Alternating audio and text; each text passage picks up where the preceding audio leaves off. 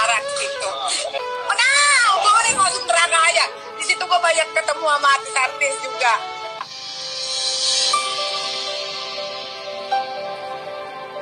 Buya, Assalamualaikum warahmatullahi wabarakatuh. Afwan, Buya mau bertanya. Ada orang yang mengucapkan kata-kata seperti ini. Saya sih sudah gak terobsesi masuk surga. Di neraka juga gak apa-apa. Di sana juga saya punya banyak teman. Apakah pernyataan ini membuat dia keluar dari iman, Buya? Mohon nasihat untuk kami semua, Buya, cara menghadapi akhir zaman yang penuh dengan fitnah ini, Buya. Terima kasih. Bismillah. Jika yang mengucapkan itu adalah ahli la ilaha illallah, maka kita ucapkan innalillah. Karena itu bencana besar. Dan hendaknya kita tidak terima dan sedih. Karena ahli la ilallah itu telah masuk wilayah aman dan iman. Tiba-tiba kok punya ungkapan-ungkapan semacam itu. Artinya dia telah kecelakaan. Jalan-jalan ke Banjarmasin. Jangan lupa beli sambal acan. Cakep. Berat. Kalau ada seorang hamba yang berkata semacam itu, maka dia telah kecelakaan besar. Kita harus sedih. Dia mendapatkan musibah. Bukan saja tabrakan mobil retak kepalanya, bukan. Tapi imannya yang hilang. Saya harus sedih kita dengar orang semacam itu. Kalau dia memang ahli la ilallah tiba-tiba mengucapkan seperti itu, sedih. Ya kita doakan semoga dapat hidayah dan sadar kalau ada orang semacam itu. Adapun hukumnya orang mengucapkan kalimat yang merendahkan surga dan neraka, Ibnu Hajar dalam Qawatiknya menjelaskan termasuk adalah hal yang menjadikan seseorang itu keluar dari iman adalah merendahkan surga dan merendahkan neraka. Ini yang pertama. Kemudian jika ada orang mengucapkan semacam itu, kita sedih. Kullun muyassarun lima khuliqalah. Hadis Imam Bukhari Muslim meriwayatkan hadis ini. Kullun muyassarun lima khuliqalah. Semua orang itu akan Allah mudahkan sesuai dengan tujuannya itu di mana nanti. Kalau ahli surga akan dimudahkan oleh Allah untuk meniti jalan surga. Kalau ahli neraka akan dimudahkan oleh Allah meniti jalan neraka. Tidak usah kita menilai orang, tidak perlu juga kita mengatakan kalau dia adalah telah menitikan neraka. Tidak, itu nasihat untuk kita kok semua. Artinya begini, yuk kita sadar semuanya. Saya, Anda, termasuk orang yang mengucapkan kalimat seperti itu. Ayo kita sadari.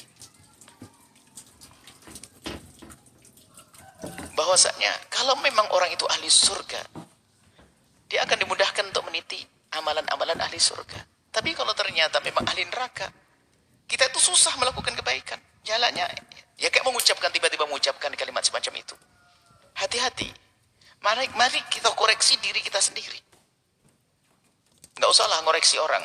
Semoga kalau memang yang mendengar, yang mengucapkan kalimat seperti itu bisa mendengar kalimat kami ini, semoga bisa sadar. Artinya apa?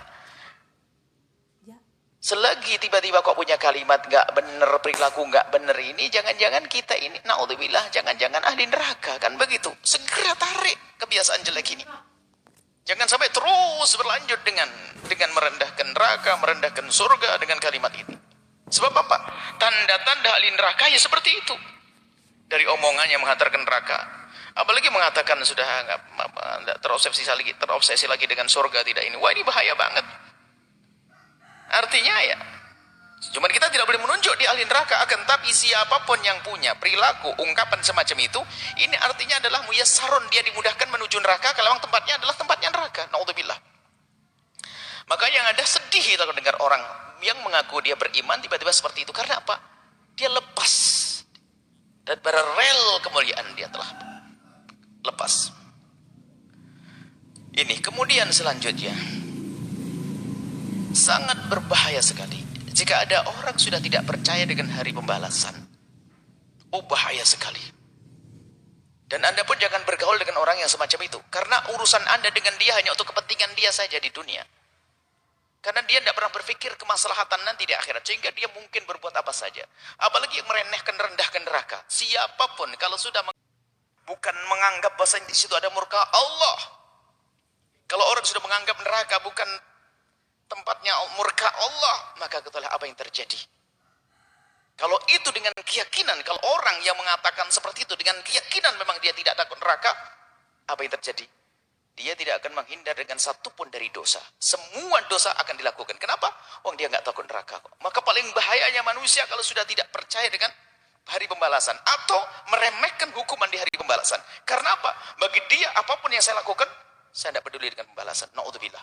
Maka manusia ini adalah paling bahaya manusia. Suaminya akan ketakutan, istri akan ketakutan. Karena apa? Dia bahaya. Dia bisa melakukan apa saja. Karena apa? Bagi dia neraka enteng. Anda mau jual beli dengan orang ini, oh dia bisa saja menipu Anda. Kenapa? Oh dia tidak peduli kok. Menipu bikin masuk neraka, oh saya cari, teman saya banyak di sana. Urusan yang lainnya, culas, bohong. Mengambil haknya orang lain, zina, segala macam. Bisa saja dilakukan. Kenapa? Karena dia sudah tidak peduli dengan neraka. Bahaya sekali manusia semacam itu. Makanya, hendaknya jika ada orang semacam itu, ya kita tolong, kita sadarkan. Bahaya sekali itu. Dan ini nggak perlu orang semacam itu, perlu kita bela, kita na'udzubillah. Justru cara membelanya adalah yuk kita ingatkan. Saudaraku, kalau tidak laki-laki, saudariku. Ayo jangan lakukan itu, bahaya itu. Dan orang ini sudah bayangkan, kalau orang masih percaya dengan hari pembalasan, ada hitungannya nanti di akhirat, ada pertimbangan ya. Kalau aku melakukan nanti dibalas. Melakukan nanti dibalas oleh Allah. Dia akan ada remnya. Tapi kalau sudah nggak takut dengan neraka, tidak punya rem sama sekali. Bahkan juga tidak ada kerinduan melakukan kebaikan. Karena apa? Dia nggak peduli dengan surga kok. Mau melakukan kebaikan nggak ada. Saya akan berbuat baik kalau dia ada keuntungan buat saya sekarang.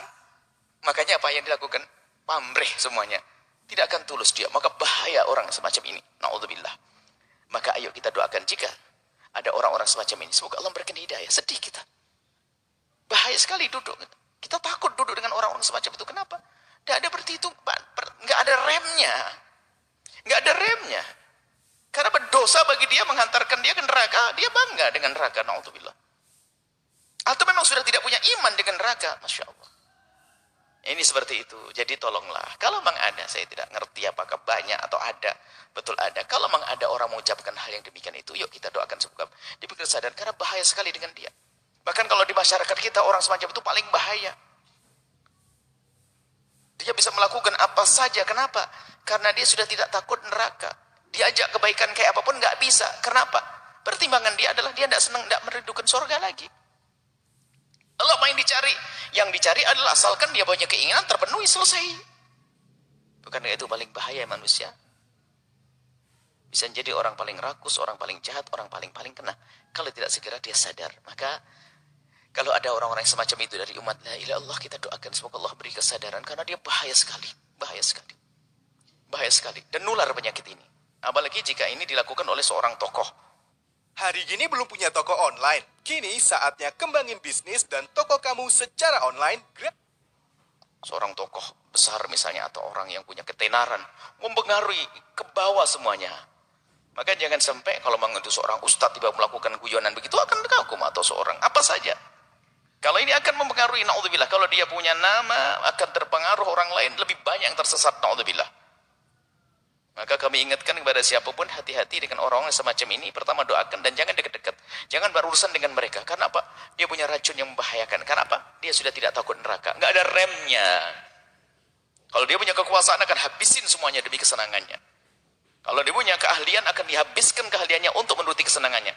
Nggak ada hitungan surga, nggak ada hitungan neraka. Itu manusia berbahaya. Semoga Allah menjaga kita semua, menjaga iman kita semuanya. Dan semoga semua yang kita lakukan di dunia ini diridhai oleh Allah. Dan Allah pilihkan jalan yang Allah ridhai. Yang pelaku dosa Allah ampuni. Dan siapapun yang kepleset lesannya salah, semoga segera sadar sehingga kembali. Allah maha kasih kok. Maka kalau orang-orang yang mengatakan semacam itu, pintu maaf Allah luas. Segera minta maaf dan tanamkan rasa takut ke neraka, rindukan kepada surga dan ridho Allah Subhanahu wa taala. Maka setelah itu apa? Anda akan diampuni oleh Allah dan selesai kisahnya.